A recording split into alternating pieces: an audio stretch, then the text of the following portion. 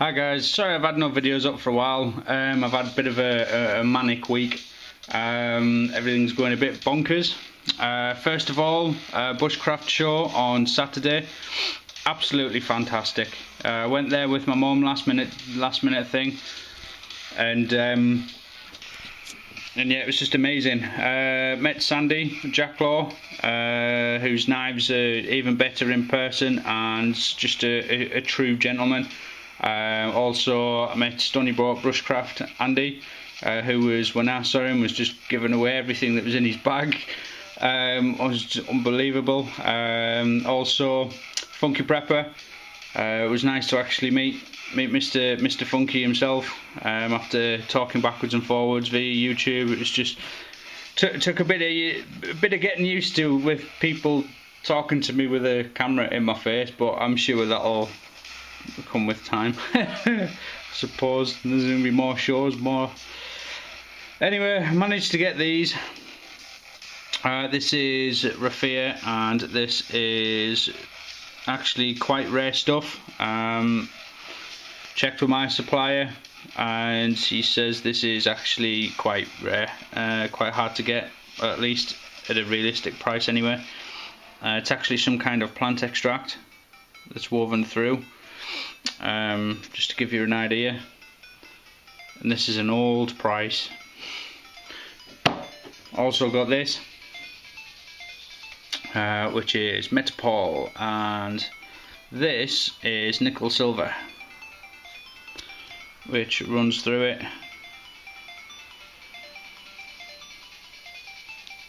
And whatever this goes on, I may well keep, because that's expensive as it is, but it may well be a lot more to buy. But yeah, that might go on something that I'm going to keep. I managed to get these as well, sweeten the deal. Right, situation with orders.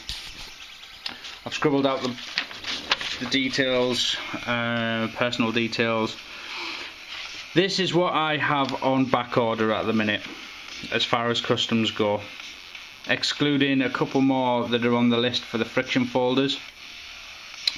The pivots for the friction folders are in the UK.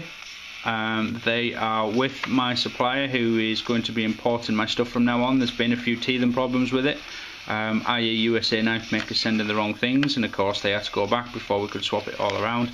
But I will have those Tuesday next week, so I can really get cracking on with those friction folders. There's going to be 7 or 8.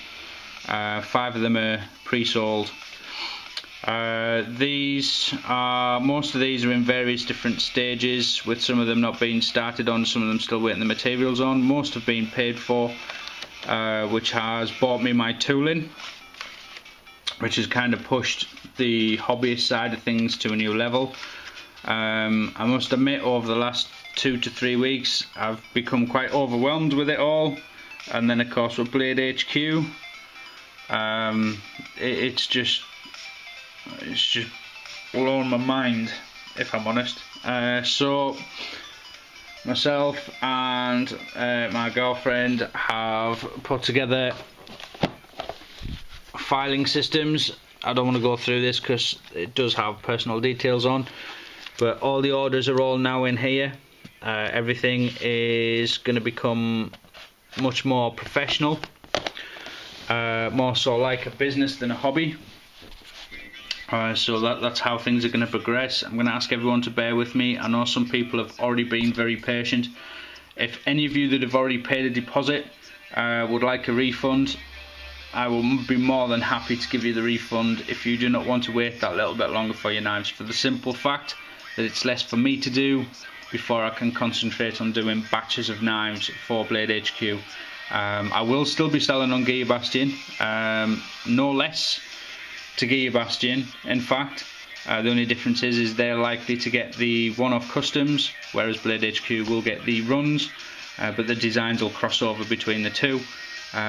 Also, once I start getting batches waterjet or laserjet cut, depending on what the situation is, there will also be some going to J's Blades as well. We're looking at the next 6 months as a progression.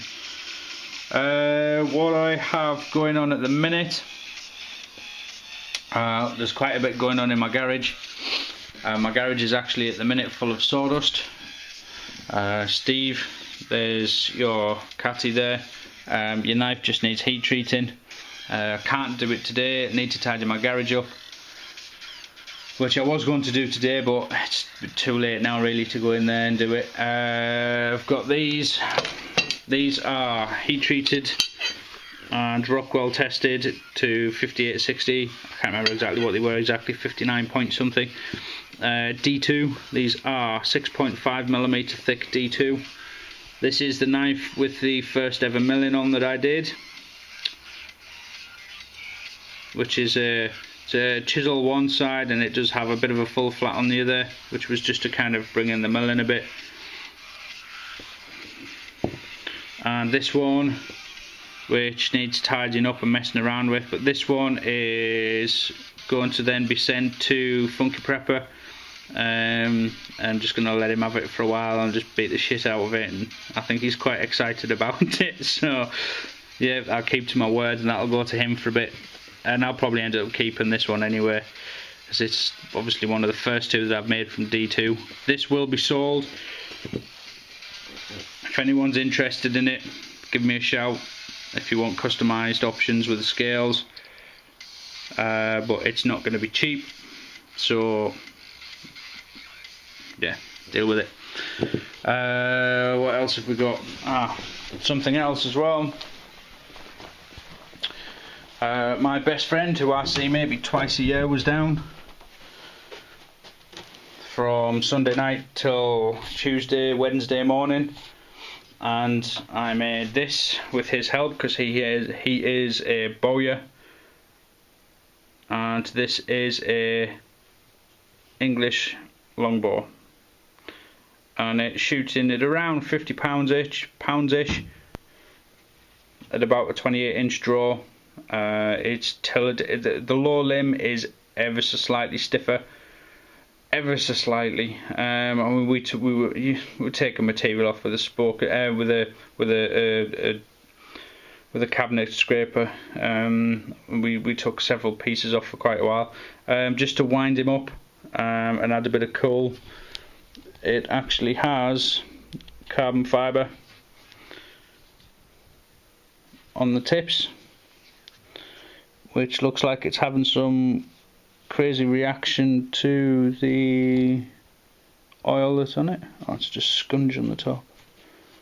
But yeah, I'll do a video on this at some point. I need to get some strings for it, and I need to get some properly spined arrows for it. But it is hickory on the front, lemon wood, and it's Ipe and green heart in that stripe there. I don't know whether it's going to pick it up.